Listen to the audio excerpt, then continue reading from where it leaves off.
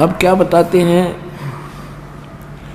कि भक्ति करें बहुजल तरह सतगुर शरणाई रे, भजन कर राम दुहाई रे, भजन कर राम दुहाई रे।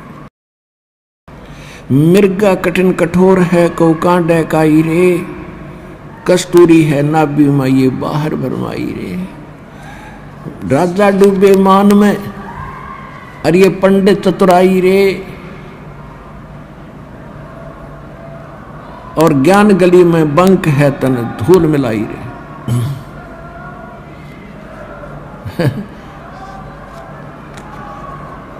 ये भूत आ गया रे, गलती से आ जाएगा एक आधा नालायक ढीठ होता है ये भूत। समझदार तो दूर रह जाते हैं, वो भाई क्यों दे तड़वाई, वहां तो भगवान का दरबार है, पिटोगे। ये एक आधा मूर्ख आ जाए पिटाए पिट, आदत होएगा दी पट्टन की परमात्मा से, तो इनको सूक्ष्म मार पड़ती है भगवान की वाणी से, इसलिए चिल्ला रहे हैं ये काल के पीड़ित। और जो समझदार होते हैं वो दूर हो जाते, ना भाई वहाँ नहीं जाना, बेइज्जत नाश हो जाए इज्जत का। और परमात्मा देखो ये प्रेत क्यों बने, ये कौन थे प्रेत पितर जो भी बने हैं, ये आप ही हम जैसे इंसान थे। इनको ज्ञान मिला नहीं, इन मूर्खों के चक्कर में आगे नकली गुरु संतों के, अब इनका जीवन नाश हो गया। अब अच्छी जो आत्मा के व्यक्ति मरे हैं वो आज किसी को दुखी नहीं दे रहे, वो भूत प्रेत तो हैं ही, और जो ढीठ टाइप के मरते हैं वो जिंदा जी भी दुखी कराया करते, फिर भी उनका स्वभाव बकवास करने का ही है।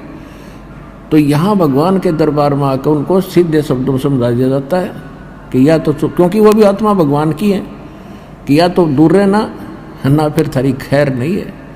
तो एक आधा ढीठ आ जाता है, उसकी फिर यहाँ समारा जा भगवान अंदर से उनको कूटता है, तो ये चिल्ला रहे हैं मूर्खी में, अब रो रहे हैं अपना सारा जीवन बर्बाद कर दिया। तो पुण्यात्माओं इनका भी छुटकारा होगा।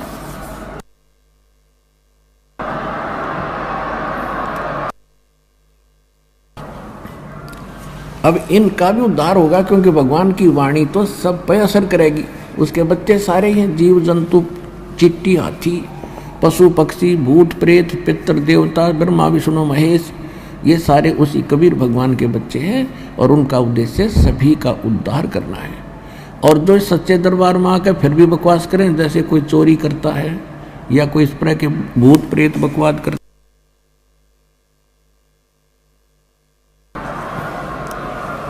तो उनको भयंकर यातना मिलेगी फिर भगवान के दरबार में, और इस जीवन में उनको बहुत कष्ट उठाना पड़ेगा। तो इसलिए अब ध्यान से सत्संग सुनो। अब क्या कहते हैं, राजा डूबे मान में पंडित चतुराई रे, और ज्ञान गली में बंक है तन दूर मिलाई रे। राजा को यानी थोड़ी सी पोस्ट किसी के पास प्राप्त है, सुख का सांस है, टाइम पर टूक मिल रहा है, कोठी कार है, और शाम ने घूटी लाने की माया फालतू मिल जाती है।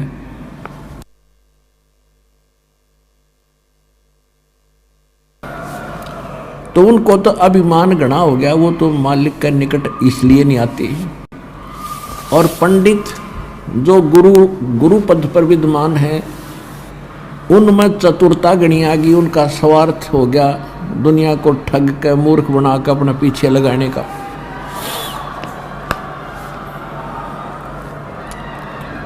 राजा डूबे मान में पंडित चतुराई रे, ये ज्ञान गली में बंक है तन धूर मिलाई रे।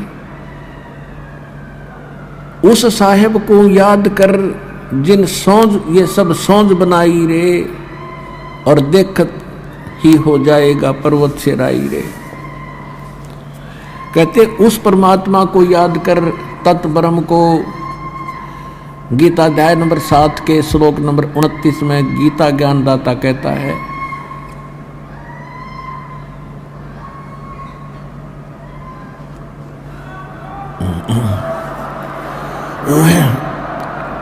गीता ज्ञानदाता कहता है कि तत्व ज्ञान के प्राप्ति के उपरांत, तत्व दसी संत की प्राप्ति के उपरांत उनको ये ज्ञान हो जाता है कि उस परमात्मा की भक्ति करनी चाहिए।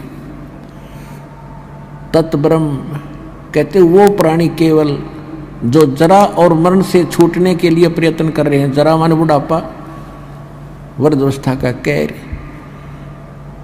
और मरण मृत्यु। जो जरा और मरण से छूटने के मोक्ष प्राप्ति के लिए जो साधना करते हैं, संसार की किसी वस्तु की इच्छा नहीं करते, अर्जुन वो तत्ब्रह्म से और सारे इन कर्मों से और सब अध्यात्म ज्ञान से कंप्लीटली परिचित हैं। तो अर्जुन ने 8वें अध्याय के प्रथम मंत्र में पूछा, भगवान फिर किम तत्ब्रह्म, वो तत्ब्रह्म क्या है, वह परमात्मा कौन है। 8वें अध्याय के 3रे श्लोक में गीता ज्ञानदाता ने कहा कि वो परम अक्षर ब्रह्म है। तो यहाँ गरीबदास जी वही ज्ञान बता रहे, क्योंकि ये सूक्ष्म वेद है, तत्व ज्ञान है, कंप्लीट इन ऑल रेस्पेक्ट है।